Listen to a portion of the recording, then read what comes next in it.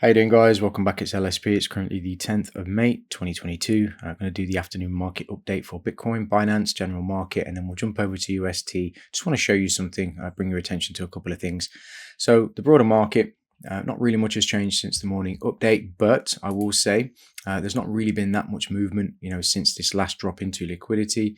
We're not really seeing, a bit of relief. We're not really seeing that attempt to rally. We're just kind of seeing this stop, at this level.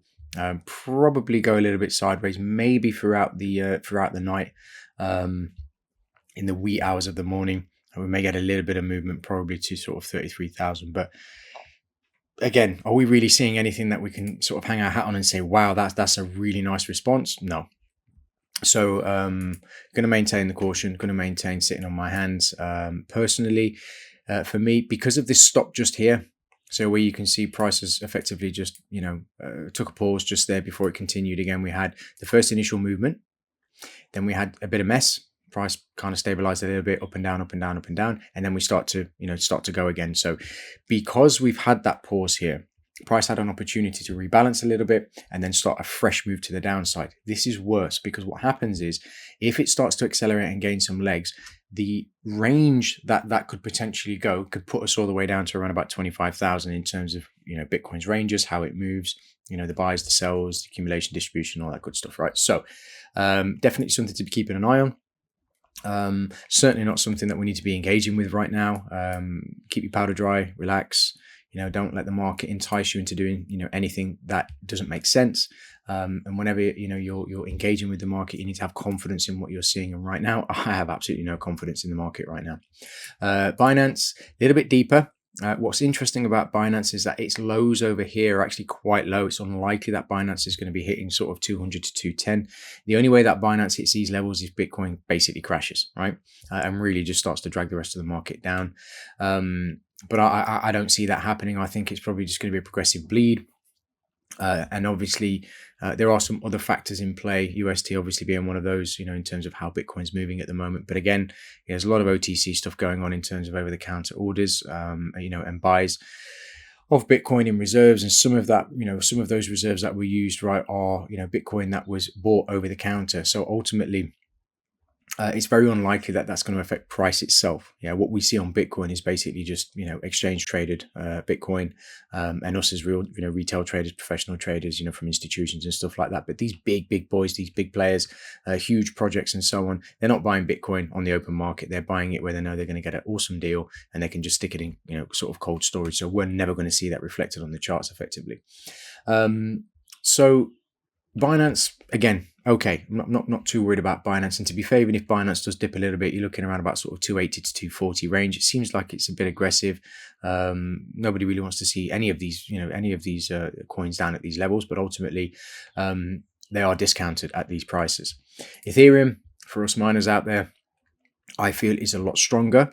Definitely holding its own in terms of liquidity. You can see that it's dipped. And it's a little bit higher up, in terms of the overall market structure of how these things are. There is a lot going on with Ethereum at the moment. And also in terms of charting, there's a little bit of positive divergence. And this is why Ethereum may be the precursor to the remaining market moving higher. But we'll see. Definitely keeping a real close eye on Ethereum. Now, I want to go over to UST. I want to give you guys a 15-minute chart view of what actually happened, right? And I want to bring your attention to two things. Firstly, look at the progressive movement. Okay, this wasn't just one aggressive drop. This wasn't like a black swan event. This wasn't a market crash or anything like that. This was a progressive movement that looks like it's pretty controlled until that last push to the downside, right? When the remaining panic starts to kick in. All of this is, there's no panic here. This is controlled, right? The controlled movement of this drop ends there. Right, and then this last drop here, okay, is I would probably say more public funds, people pulling out, retail traders, fear. This is more fear driven. This is very controlled, right? You get the initial drop as it starts to drop, and at this point, let's say around about 95, 96. This happens on stable coins from time to time relative to whatever currency it's matched to or pegged to in this case, and in most cases it's the dollar, so it's no big deal, right? We see it happens on DAI, sometimes happens on USDC. It is what it is. It goes back. But then it starts to drop and it ends up around about sort of like 90. Yeah. Again, maybe the first initial test. Let's see what happens. Let's push it down there, right? I don't know why. Okay. I've got my theories, but I'm not going to go into them in this video. Starts to retrace a little bit. And then we get that secondary drop all the way down to the 80s, 84, 85, right? That's pretty aggressive. Even as low as sort of 83, I believe, at one point.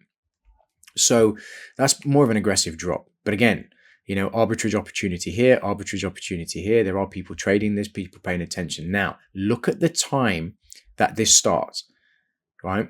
Let's just call it midnight GMT, okay, all the way down to around about 1:15 in the morning. Don't you think that's a little bit convenient, right? That almost the entire world is not going to be paying attention to this. I know there's people that will be awake. I know there's countries that are obviously, in time zones that this would have been perfect opportunity. But the majority of the world, where most of the money is traded, where most of the big institutions do a lot of trading, for example, London, and New York and places like this, this is not favorable time for retail traders to take advantage of a potential arbitrage opportunity, because let's be frank, right? We are talking almost 50% to current price, 45, 46% gain. Yeah. And again, I think it's pretty convenient, that it happened within these times, to prevent us retail traders and just average Joe from taking an opportunity, a bit of a gamble. Let's be frank. Most of the people that are in the cryptocurrency market treat it like a casino anyway, right? So why wouldn't somebody take this as an opportunity to grab some down here, throw a little bit of money into it, take a punt on it, and see what happens? There's your 50% gain, right? So we've retraced. We've had a nice movement to the upside. Obviously, we're almost back. We've got about 10 cents away from full one-to-one. I have confidence that this will get there. To be honest, I was me personally, I was never at any point where I was actually worried about UST, going back to its one-to-one. But ultimately, it's something that we have to keep an eye on. It does affect the entire market if it really starts to crash. But nice recovery.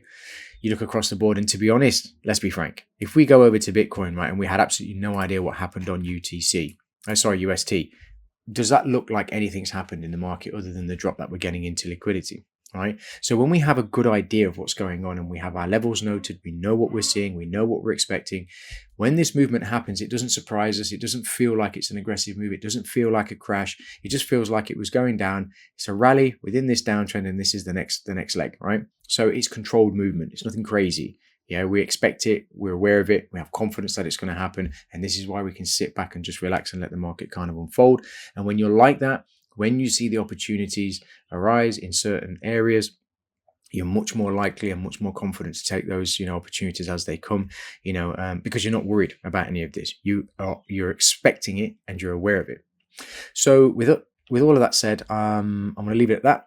I'll do another update. Maybe I won't do a third video today. It's probably unlikely that I will, but we'll get back to the updates tomorrow morning. I'm going to have a quick scour through things, see if there's anything of interest, and then I'm going to start going through some of the some of the watch lists, maybe the top 100. I want to start to see if there are any opportunities to study price on some of these coins and tokens that are getting a bit of a pounding, right?